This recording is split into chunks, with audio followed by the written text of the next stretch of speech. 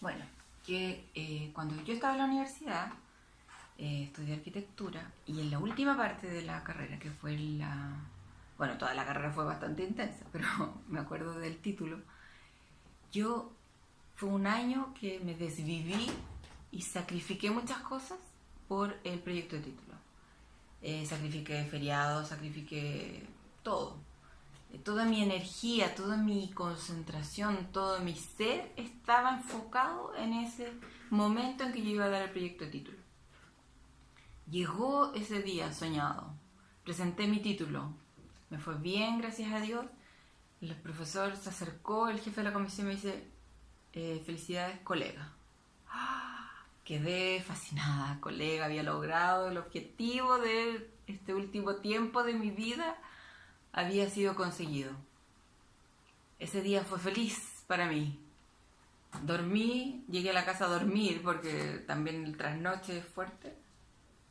Y al día siguiente, después de la celebración y las felicitaciones y todas las cosas, era como, ¿y ahora qué? ¿Qué pasa aquí? ¿Ahora en adelante qué? Tengo que buscar trabajo, pero todo este objetivo, todas estas cosas maravillosas de trabajar con un propósito, se había terminado. Y sentí un gran vacío en ese momento, sentí un despropósito en ese momento en mi vida. Yo me imagino que a todos nos pasó lo mismo cuando estamos enfocados en algo con tanta fuerza y logramos la meta. ¿Y ahora qué? ¿Y ahora qué viene? ¿Otra meta? ¿Otro propósito? ¿Qué pasa ahora en adelante? Un poco de esto es de lo que nos sabe. Luego dice,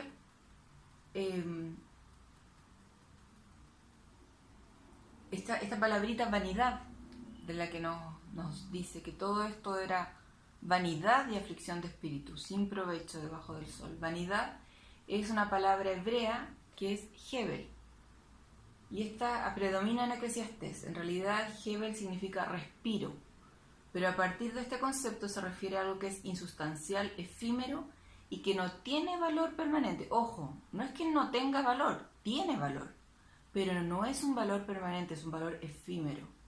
La idea original del término Hebel es que el valor de algo es solamente efímero.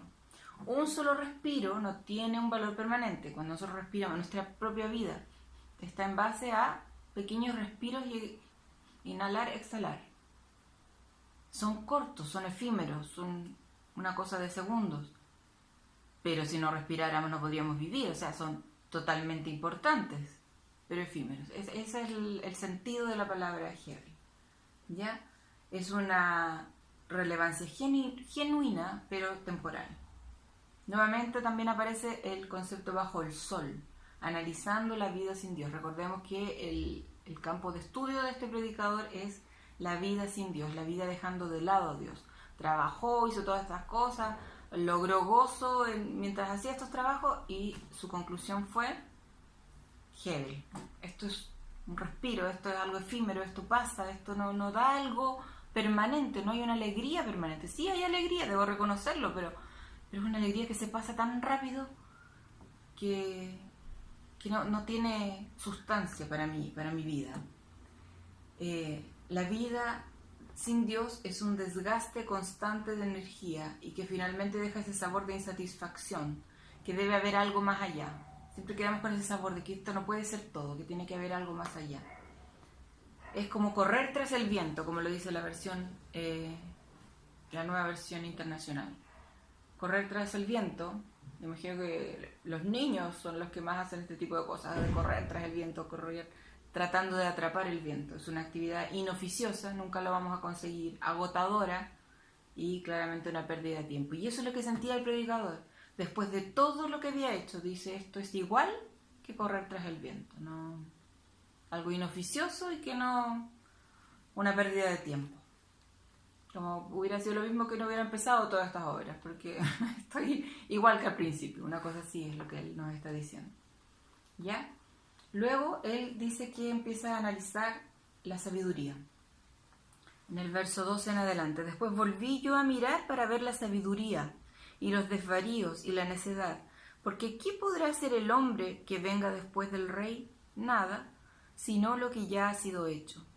Y he visto que la sabiduría sobrepasa la necedad, como la luz a las tinieblas. El sabio tiene sus ojos en su cabeza, mas el necio anda en tinieblas. Pero también entendí yo que un mismo suceso acontecerá al uno como al otro. Entonces dije yo en mi corazón, ¿cómo sucederá al necio? Me sucederá también a mí. ¿Para qué pues he trabajado hasta ahora para hacerme más sabio? Y dije en mi corazón que también esto era vanidad, porque ni el sabio ni del necio habrá memoria para siempre, pues en los días venideros ya todo será olvidado, y también morirán el sabio como el necio. Aborrecí por tanto la vida, porque la obra que se hace debajo del sol me era fastidiosa, por cuanto todo es vanidad y aflicción de espíritu. Como les decía, si uno lee este libro así, a la rápida, empieza a tener este sabor de depresión. Pero esto él lo está analizando, como recordemos, sin Dios. Y él dice, ya, obtuve toda la sabiduría, todos me admiran, soy la reina de Saba, atravesó el continente para venir a verme, quedó impresionada con todas mis riquezas, mi sabiduría, todas las casas que me hice, todos los jardines, todo. ¿Y qué? Miro para el lado, veo al necio, que ni siquiera se esfuerza, ni siquiera se preocupa de obtener conocimiento. Y me doy cuenta que él se va a morir y yo me voy a morir. Nadie se va a acordar de él y nadie se va a acordar de mí, es lo mismo. Entonces, dice Salomón, todo es vanidad. No tiene sentido esto, la sabiduría así no tiene sentido. Entonces también el conocimiento por el conocimiento también pierde su sentido, ¿no? A veces nos esforzamos tanto en obtener conocimiento, en conocer, en tener de todo, y se da mucho en el ámbito académico, que la gente finalmente con tanto conocimiento finalmente le pasa lo mismo que al predicador, queda como en una desesperación, en una frustración. Conocer tanto les da más angustia al final, porque también se dan cuenta de que ellos van a pasar. Al conocerse son más conscientes de su temporalidad. Somos conscientes que vamos a pasar por aquí como un soplo por la vida. A lo mismo que ese otro que está al lado y que no hizo ningún esfuerzo y que también es un soplo en la vida. Entonces, ¿cuál es la diferencia aquí? Pareciera ser, dice el predicador, que es simplemente correr tras el viento. Obtener sabiduría es correr tras el viento, porque tampoco hay detrás de eso un gozo permanente, que era lo que él andaba buscando. Él andaba buscando gozo permanente y no lo encontraba ni en el trabajo ni en la sabiduría. ¿Y por qué será que él buscaba este gozo permanente? Porque más adelante él dice en el capítulo 3, verso 11, que Dios todo lo hizo hermoso en su tiempo y ha puesto eternidad en el corazón de ellos, sin que alcance el hombre a entender la obra que ha hecho Dios desde el principio hasta el fin. Dios ha puesto eternidad en nuestro corazón, por eso las cosas que no son permanentes no nos satisfacen, porque en nuestro corazón hay eternidad y buscamos finalmente, sin saber, una satisfacción eterna. Y ninguna de las cosas que están en esta tierra, dice el predicador, nos van a dar esa satisfacción eterna. Dice, volví a sentirme descorazonado. Volví entonces a la versión NBI. Volví a sentirme descorazonado de haberme afanado tanto en esta vida, pues hay quienes ponen a trabajar su sabiduría y sus conocimientos y experiencia para luego entregarle todos sus bienes a quien jamás movió un dedo. Y también esto es absurdo y un mal enorme, porque ¿qué gana el hombre con todos sus esfuerzos, con tanto preocuparse y afanarse bajo el sol? Todos sus días están plagados de sufrimiento y tareas frustrantes, y ni siquiera de noche descansa su mente. Y también esto es absurdo, un respiro, un instante breve. A veces estamos tan obsesionados con las cosas, en esta búsqueda que no sabemos qué es, que ni siquiera podemos dormir tranquilos en la noche. Y dice el predicador, esto no puede ser, esto no tiene sentido, esto es un absurdo. Nuestro trabajo es efímero, pero todo lo que hace Dios será perpetuo, dice más adelante en Eclesiastés 3:14. Estos vistazos son el comienzo para un entendimiento del carácter de Dios. Aquí el predicador se da cuenta de que Dios es permanente y que ha puesto eternidad en nosotros y que nosotros estamos buscando constantemente la eternidad, la permanencia. Tal vez, dice, es bueno buscar un propósito fuera del trabajo mismo, ¿ya? Como veíamos anteriormente, o sea, es bueno trabajar pero teniendo un propósito adelante, porque eso nos va a dar placer, pero ese placer no es permanente. La sabiduría también da placer en cierto grado, dice. Yo vi que la sabiduría sobrepasa la insensatez, dijo el predicador. Me di cuenta que era mejor ser sabio que ser necio. Pero aún en eso no había algo permanente. Buscar la sabiduría llevó al predicador al borde de la desesperación, un resultado que sigue siendo común en las búsquedas académicas. Ninguna de nuestras actividades o condiciones es permanente. Nos engañamos acerca de la naturaleza fundamental de la vida si pensamos que algo que podamos encontrar bajo el sol nos va a dar lugar a paz, prosperidad o felicidad permanente. Somos criaturas que atravesamos cambios y temporadas. Nada es permanente debajo del sol. Dice el predicador en Eclesiastés 3:3, algún día todo lo que hemos construido será echado abajo, porque dice que hay tiempo para construir y tiempo para destruir. El predicador no ve ninguna señal de que nuestro trabajo tenga algún valor eterno debajo del sol. Nuestra condición es doblemente difícil, ya que somos criaturas temporales, pero a diferencia de los animales, Dios ha puesto eternidad en nuestras mentes. Por tanto, el predicador anhela lo que tiene valor permanente, aunque no lo puede encontrar. Entonces empieza en el verso 24, el predicador a decir, 2:24. Nada hay mejor para el hombre que comer y beber y llegar a disfrutar de sus afanes. He visto que también esto proviene de Dios. Porque ¿quién puede comer y alegrarse si no es por Dios? Aquí comienza a darse cuenta el predicador que esta vida debajo del sol adquiere sentido cuando Dios le da un sentido.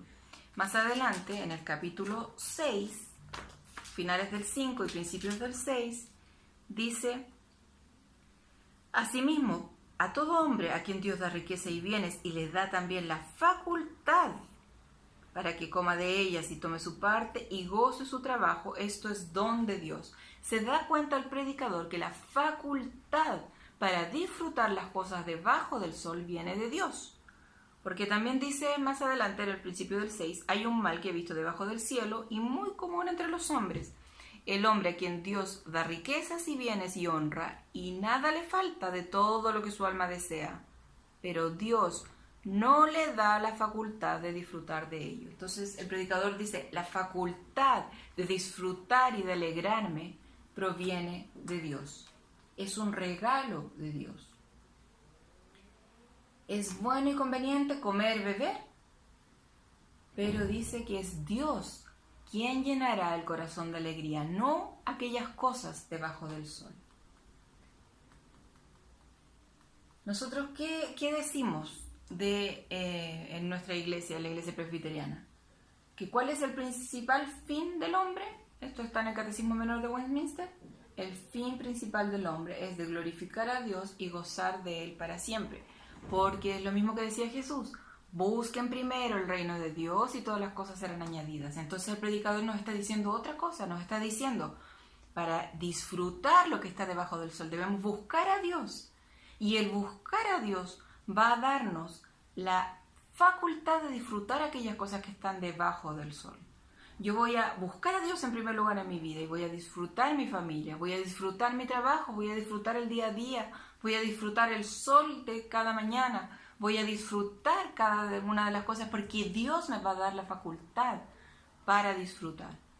Es por eso que cuando nosotros dejamos de lado a Dios en nuestras vidas, parece que las cosas no tuvieran ningún disfrute. Recordemos que esto es alguien que se dedicó y se esforzó por observar todas las actividades debajo del sol.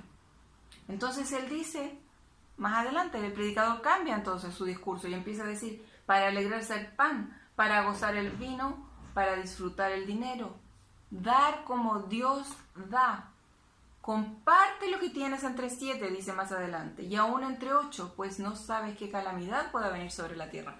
Él se empieza a dar cuenta de que, a ver, dice, Dios es generoso, Dios da vida, Dios da amor. A ver, voy a empezar a hacer las cosas que Dios hace, voy a dar. En vez de empezar a juntar y hacerme jardines y hacerme edificios para mí, voy a empezar a dar. Y el predicador se empieza a dar cuenta que en dar hay más gozo que en recibir. Empieza a ver las cosas del carácter de Dios, un Dios generoso, y hace que Él también sea generoso. Y en compartir sus riquezas, dice, entre 7 y aún entre 8, más vale dar. ¿Sí? Si el gozo no llega como un regalo de Dios, entonces no llegará de ninguna manera. Finaliza el libro, el Eclesiastés, el predicador. El fin de este asunto es que ya se ha escuchado todo. Teme pues a Dios y cumple sus mandamientos, porque esto es todo para el hombre. Él termina diciendo, mira, yo observé todo. Yo me di la tarea de analizar la vida debajo del sol. ¿Y sabes qué te puedo decir? Que no hay nada nuevo debajo del sol.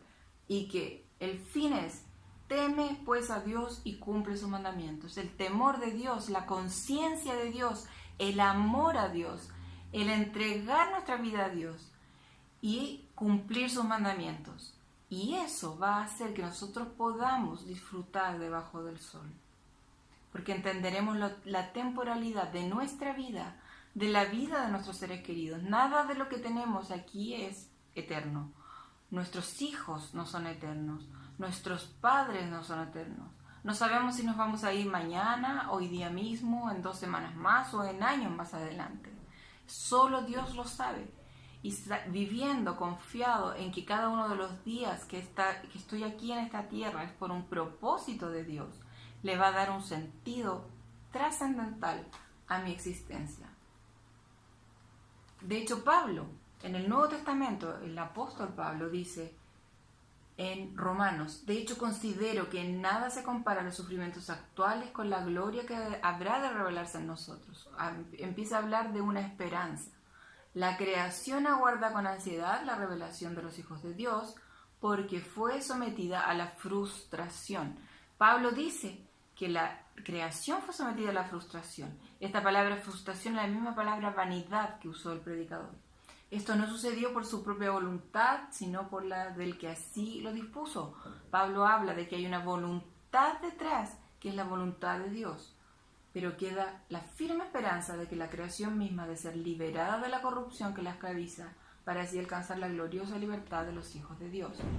Pablo vivía hoy, pero con la esperanza en el Señor, en su presencia. Al pasar al Nuevo Testamento vemos que Jesucristo es quien nos redime de la vanidad, de este respiro, de esto efímero, la falta de sentido por la cual este predicador sufrió. Jesús nos redimió del mundo falto de sentido al someterse a sí mismo. Jesús es el Hijo de Dios, pero a pesar de ello experimentó la vanidad del mundo de modo que pudiera liberarnos de la misma. Colgado en la cruz, su mismo Padre lo abandonó. Ahí experimentó la frustración del mundo bajo la maldición de una forma que el predicador jamás pudo imaginar. Cristo nos rescató de la maldición de la ley al hacerse maldición por nosotros, dice Gálatas 3:13. En consecuencia, los cristianos, quienes hemos entregado nuestra vida al Señor, podemos experimentar un profundo significado precisamente en aquellas esferas en las que el predicador se sintió más oprimido. Jesús ha restaurado el significado de la sabiduría, del trabajo, del amor, de la vida, de la familia, etc. Después de todo, al enfrentar la muerte, Jesús triunfó sobre el mayor de los temores del predicador y mostró que la muerte no es el fin de todo significado, sino el ingreso a la presencia misma de Dios. Los invito a orar. Señor y Padre nuestro, gracias por tu palabra. Gracias, Señor, por poder estudiar y entender lo que este predicador explica, que la vida bajo el sol, la vida sin ti, pierde su significado, pierde su sentido. Eres tú quien le da el significado y sentido a través de Jesucristo a cada uno de los días de nuestra vida, a cada respiro de nuestra vida. Permítenos, Señor, acercarnos a ti, conocerte. Queremos conocerte, queremos Sinceramente, Señor, que tú toques nuestro corazón y que nos transformes. En el nombre de Cristo Jesús oramos. Amén. Muchas gracias.